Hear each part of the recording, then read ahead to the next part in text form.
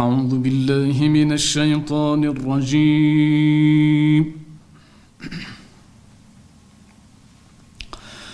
بسم الله الرحمن الرحيم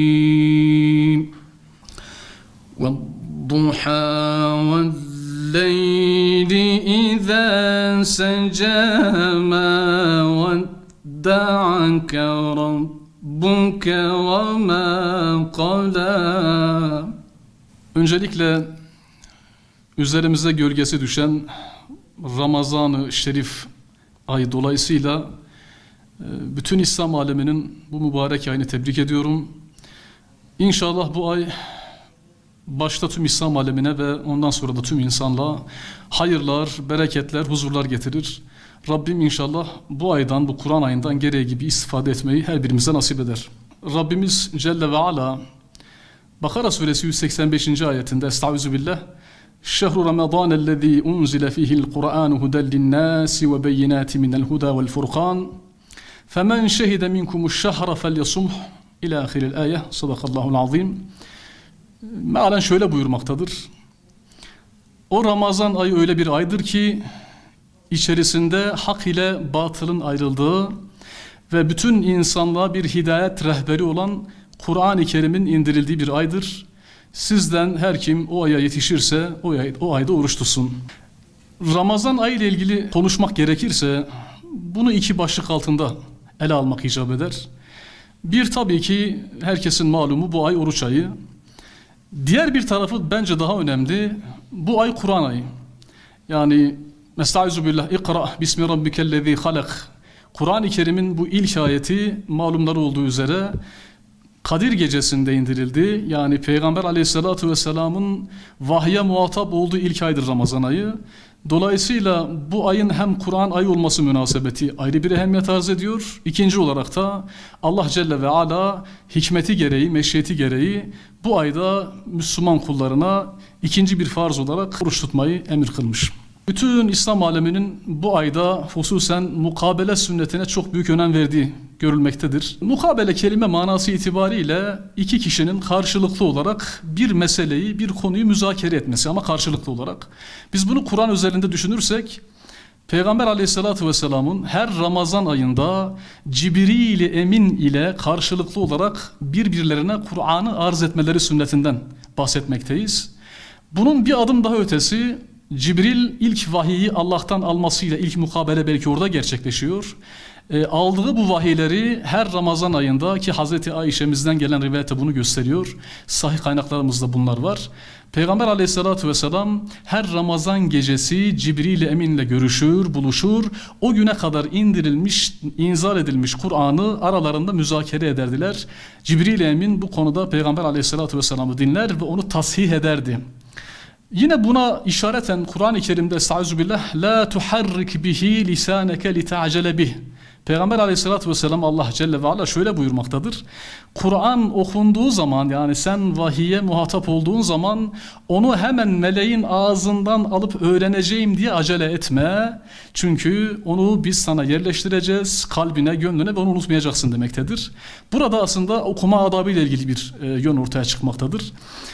Peygamber Aleyhisselatü Vesselam'ın vefat ettiği sene bu mukabele dediğimiz yani arza, Kur'an'ı karşılıklı olarak Cibril-i Emin'e arz etmesi hadisesi vefat ettiği sene 2 defa yaşanmış. Yani son Ramazan ayında ilk 15 günde bir hatim yapılmış, ikinci 15 günde diğer bir hatim yapılmış ve böylece artık ondan sonra da Peygamber Aleyhisselatü Vesselam çok da yaşamamış. Kaynaklar bize bunu söylüyor. Tamamlanmış, hitamına ermiş vahiy son Ramazan ayında Cibril-i Emin vasıtasıyla Peygamber Aleyhisselatü Vesselam'a 2 hatim olmak üzere arz edilmiş. İşte o sünnet her Ramazan ayında bugün İslam aleminde büyük bir coşkuyla eda edilmekte. Cibril-i Emin belki şu an karşımızda yok ama biz Kur'an'ı cemaat halinde toplu olarak değilse evlerimizde şahsi olarak o sünneti yerine getirmekteyiz. Peki sadece Ramazan ayında mukabele sünneti yeterli midir? Tabii ki değildir. Kur'an-ı Kerim'i alimler okuma yönünden 2 ayırmaktalar. Bir lafzı okuma, bir de hükmü okuma. Lafzı okuma, Kur'an-ı Kerim'i işte tecvid kaidelerine uyarak sahih bir şekilde okuma. Buna lafzı okuma diyoruz. Ama bu tek başına yeterli değildir. Bir de hükmü okuma vardır. Hükmü okuma ise şöyledir. Kur'an-ı Kerim'in içerisinde geçen emirler, yasaklar, helallar, haramlar bütün bir mana boyutuyla bunun Müslümanlar tarafından benimsenmesi, kabul edilmesi ve pratik hayata aktarılması. Biz buna hükmü okuma diyoruz. Hangisi daha önemlidir dersek ikisi de birbirinden ayrılmaz. Bir Müslümanın elbette ki Kur'an-ı Kerim'i ilk öncelikle telaffuz edebilmesi, okuması lazımdır. Hatta okumasından öte Hazreti Ali'den gelen bir rivayet şunu göstermekte, estağfirullah.